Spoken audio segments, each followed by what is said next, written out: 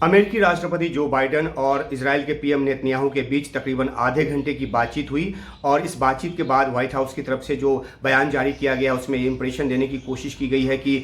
Joe Biden का जो लहजा था वो काफ़ी सख्त था और उन्होंने पीएम नेतन्याहू को सीधे तौर पे ये कहा कि गाजा में जिस तरह की मानवीय त्रासदी की स्थिति है और जिस तरह से सिविलियन का वहाँ पे नुकसान हो रहा है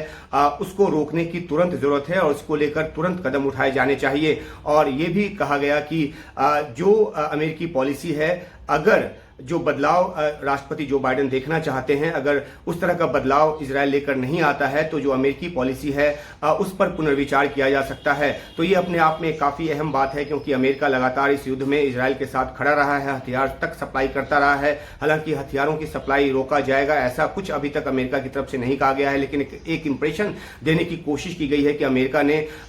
जो मानवीय त्रासदी की स्थिति है उसको काफ़ी गंभीरता से लिया है। और पहले भी अमेरिका ये कहता रहा है इजराइल से कि जो इजराइल जिस तरह के कदम उठा रहा है उससे अंतर्राष्ट्रीय समर्थन जो इजराइल को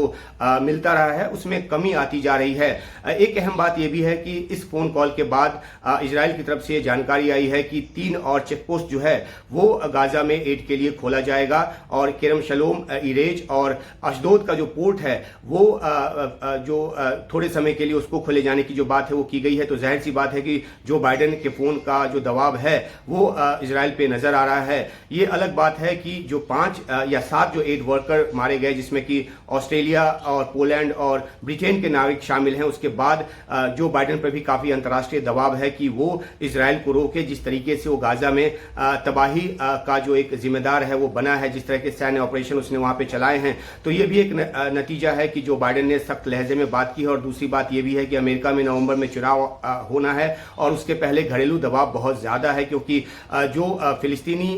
जो कॉज को लेकर जो एजेंसियां या जो एक बेस है समर्थन का वो बाइडेन के खिलाफ काम कर रहा है और उनको लगता है कि इससे चुनाव में काफी नुकसान हो सकता है। तो इस फोन कॉल के जरिए इजराइल को एक बार फिर ये मनाने की कोशिश की वो सीज फायर के लिए तैयार हो। और ये हाल में भी देखा गया कि किस तरीके से यूएनएससी के रेजोल्यूशन के दौरान अमेरिका ने एब्सटेन किया और उसके बाद जो है वो रेजोल्यूशन जो है वो पास हो गया जिसमें सीज फायर की बात की गई है। तो अमेरिकी पॉलिसी में धीरे धीरे शिफ्ट आ रही है, लेकिन एक बार फिर ये बात साफ तौर पर जाहिर है कि जो हथियारों का सप्लाई है वो नहीं रुकेगा क्योंकि उससे फिर इजराइल को आत्मरक्षा में दिक्कत आएगी। जिस तरीके से रॉकेट दागे जाते हैं अभी भी गाजा की तरफ से, तो वो वहां रिहायशी इलाकों में गिरेंगे और आम सिविलियंस का जो नुकसान है वो होगा। तो इस मद्देनजर हथियारों की सप्लाई को रोकने की बात तो अभी तक नहीं की गई है, लेकिन नेतन्याहू जिस तरीके से नहीं सुन रहे जो बाइडेन की, तो आगे चलकर इस तरह की पॉलिसी डिसीजन जो है वो हो सकता है, ऐसा अंदाजा लगाया जा रहा है। लेकिन फिलहाल देखना है कि 3 चेकपोस्ट खोलने के अलावा और किस तरीके के कदम उठाए जाते हैं, क्योंकि जो 8 वर्कर मारे गए उसमें सीधे तौर पर इजरायली सैनिकों का हाथ है ये बताया गया। और उसके बाद पीएम नेतन्याहू ने अपनी तरफ से बयान जारी कर इस पे खेद जताया और जांच की बात की, लेकिन ये भी कहा कि युद्ध में इस तरह की चीजें हो जाती है। तो एक कैजुअल अप्रोच जो इजराइल का नजर आता रहा है गाजा में सैन्य ऑपरेशन के दौरान और खासतौर पर सिविलियंस का जिस तरह से नुकसान हुआ है, तो उसको लेकर अमेरिका एक चेक डालना चाहता है और इसी वजह से इस फोन कॉल के जरिए सुनिश्चित करने की कोशिश की गई है। लेकिन देखना है कि इसका इजराइल पर कितना असर पड़ता है और कितनी गंभीरता से पीएम नेतन्याहू जो हैं आगे इस तरह के कदम उठाते हैं जिसमें गाजा में जो सिविलियंस हैं उनको दिक्कत ना हो और उनकी स्थिति और ज्यादा जो पहले से ही बदतर है और ज्यादा बदतर ना हो।